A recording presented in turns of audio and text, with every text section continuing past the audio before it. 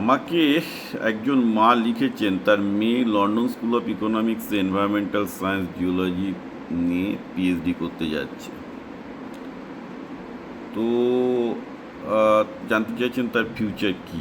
দেখুন, আমি এর আগেও অনেকে এসছে, অনেকের ছেলেমেয়েরা আইআইটিতে ভালো সাবজেক্টে পড়ছে বা আইএসআই পড়ছে, তাদের বাবা মারাও জানতে চান। সব ক্ষেত্রেই আমি একটা কথা বলি যে এই সব ক্ষেত্রগুলোতে যেখানে আপনার ছেলে বা মেয়ে একটি সেরা ইউনিভার্সিটিতে পড়াশোনা করছে, London school of economics obviously ওয়ার্ল্ডের সেরা ইউনিভার্সিটি, রাইট?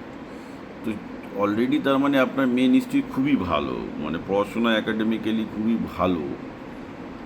তো তাদের ফিউচার নিয়ে আপনি ভাবতে চাইছেন এবং এটা খুব গোলমেলে জায়গা। এখন আপনার মেয়ে কী চায় জীবনে বা আপনার ছেলেটাই বা কী চায় জীবনে, সেটা একটা গুরুত্বপূর্ণ। কারণ অনেকে চায় যে অ্যাকাডেমিক্সে তারা ভালো করবে, এটাই মোটামুটি প্রথম দিককার ছেলেমেয়েরা চায়। অর্থাৎ সে লন্ডন স্কুল অফ ইকোনমিক্সে পড়ে সে কর্পোরেট জবের চেয়ে হয়তো সে চাইবে যে কোনো একটা ভালো ইউনিভার্সিটিতে ভালো জায়গায় ফ্যাকাল্টি পজিশন পেতে। এখন সেটা করতে গেলে তো প্রথম থেকে নেটওয়ার্ক পলিটিক্স করতে হবে, কিছু করার নেই। ওদিকে ফান্ডিং আছে যে যতই ভালো হোক না কেন, নেটওয়ার্কিংটা ভীষণভাবে দরকার, তেল মারা দরকার বড় বড় প্রফেসরদের। কারণ একাডেমিক জগতেও মাফিয়াগিরি আছে।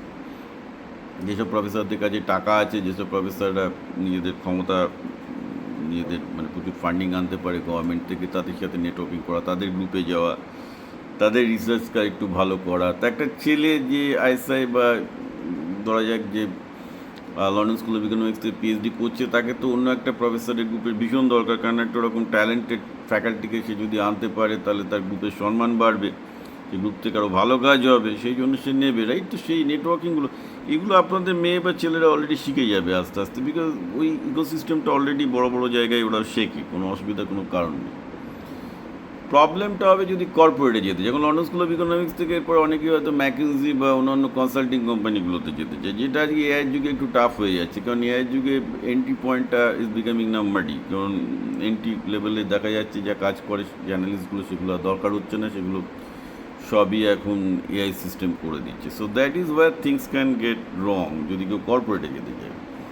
কারণ কর্পোরেটে অবভিয়াসলি মাইন অ্যাকাডেমিক্সের থেকে 3-4 গুণ বেশি হবে। তো সেখানে যদি সে কনসাল্টিংয়ে ঢুকতে চায়, লন্ডন স্কুল অফ ইকোনমিক্স থেকে প্রচুর পরিমাণ লোকজন ডেলয়েট, ম্যাকেনজি ইত্যাদি কনসাল্টিং ফার্মগুলোতে যায়।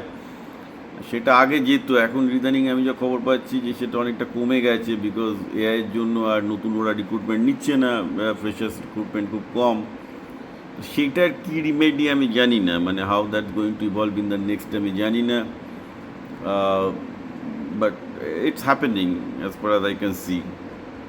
তো একটা আনসার্টেন টাইমে আছে, এটাকে স্বীকার, আনসার্টেন টাইমের মধ্যে দিয়ে আমরা সবাই যাচ্ছি, এটা স্বীকার করে না ভালো। কিন্তু আমার ধারণা যারা সেরা ছাত্রছাত্রী তারা ঠিক নিজেদের পথটা নিজেরা তো ঠিকঠাক খুঁজে বার করে নেবে, ওইটা নিয়ে আপনি চিন্তা করবেন না।